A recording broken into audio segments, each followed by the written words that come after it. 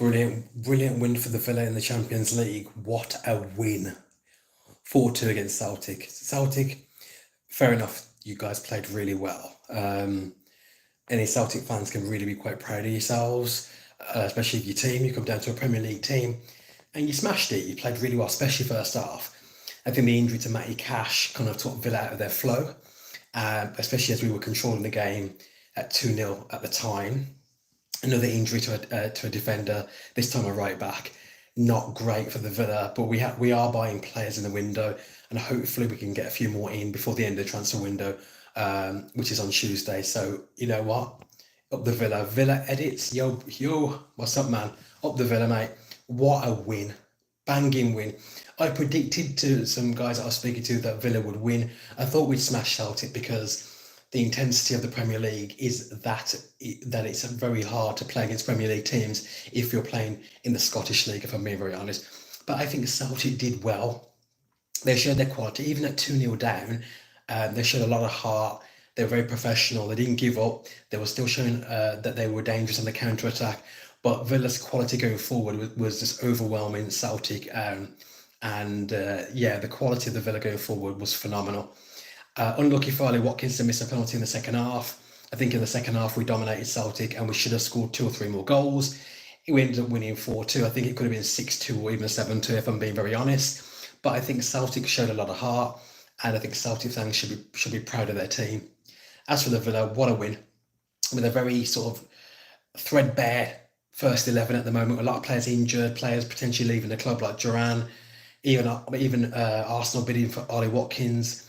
There's a lot going on for Villa, and hey dude, what's up? There's a lot of stuff going on with the Villa. So at the moment, it is a big thing for us to be able to win big matches in the Champions League. We've qualified through now in the top 8, so fantastic win for the Villa. We qualify in the Champions League, and it is a phenomenal result for Villa. Hopefully we can come through the transfer window on Tuesday and not really, totally get completely hammered with players leaving the club. We need more players coming in rather than players leaving the club. Villa edits. I think you know me, don't you? I am doing well, my friend. If you want to drop me a message on Christian Fandom Geek, I'm on YouTube as Christian Fandom Geek. Hit the sub button, and also I'm on Twitter, on X, as Christian Fandom Geek. You can message me on there, mate, as well. We'll have a chat. But yeah, up the Villa. What a win.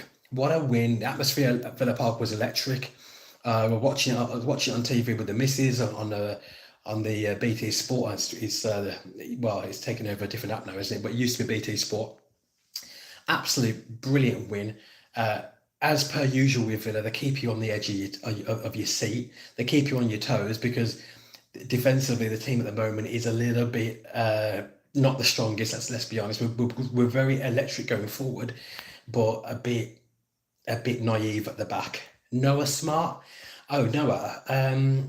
Well, I mean, let's be honest. I tend to go to more when you say Messi and Ronaldo, I tend to be more of a Ronaldo lad. I think Messi for natural talent, but Ronaldo for dedication and for hard work and for drive and determination. I think Ronaldo trained himself into being one of the best players of all time just through his elite mentality. Whereas I think Lionel Messi had the natural talent, and yes, Messi worked really hard, and Messi has got that God-given talent. Of course he does, but I think when you really think about it, I love Ronaldo's heart. I love his dedication. I love his drive to be the best. And let's be honest. If Ronaldo was born in a different generation, really, he would be the numero uno. But because he was born in the generation of Messi, it's made it sort of people are debating between the two. Cross comments, God bless you. Thank you for saying hi. How you doing, my friend? So yeah, just a little stream. I'm not going to be on this for too long. I'll stay on for another few minutes. But yeah, really happy about the Villa score. Really happy for the win. I think the team deserved. Backyard TARDIS, how you doing, Nick? Backyard TARDIS is a good friend of mine from the USA. We're going to be streaming on Friday, and we're going to be talking about Star Wars. We're going to talk about Sonic the Hedgehog. We're going to talk about Sonic 3. Nick's been to see Sonic 3 about 200 times right now, and so he's the biggest Sega and Sonic fan I know. A big fan of retro gaming like myself, but he's probably the most knowledgeable person I know about Sega and Sonic the Hedgehog franchise, and he's very knowledgeable on movies as well. So Nick's a great guy. That's going to be a Red 5 production on Christian Fandom Geek on Friday. But Nick, I'm very happy about the Aston Villa winning. I know you don't know too much about soccer, but the Villa won. The Villa boys won 4-2 against Glasgow Celtic in the Champions League at Villa Park. It was a great win. Edge of your seat stuff, but a phenomenal win in the end. And Villa kept us on our toes the whole match. And we smashed them in the end 4-2, which I predicted at the beginning that we would smash them. So phenomenal win for the Villa boys. And we're qualified to the next part of the Champions League. Oh yeah. Cross Comics, you've seen Sonic 3, it was pretty good. Cross Comics, I think it was better than pretty good, and I'm glad you're doing good, my friend. I think Sonic 3 was a phenomenal film. I think it was hard to keep momentum on a franchise that's already done well on 1 and 2, and they've managed to not only keep it going well, but they've managed to go above that. But I'll talk more about that with my friend Nick from Backyard TARDIS on Christian Fandom Geek. That'll be probably around about, I think, 8 p.m. in the UK. So that's 8 p.m. UK time. That will be on Friday, this week, Friday, 8 p.m. UK time. My sort of analysis with Nick from Backyard TARDIS on Sonic 3. But yeah, boom, big win for the Villa. Phenomenal win for the Villa. Really excited about that. A good night of Champions League football as well. A lot of goals in the Champions League tonight. It's been a good night for football fans across the board, and an excellent night for Aston Villa fans as well. Historical night for the Villa boys.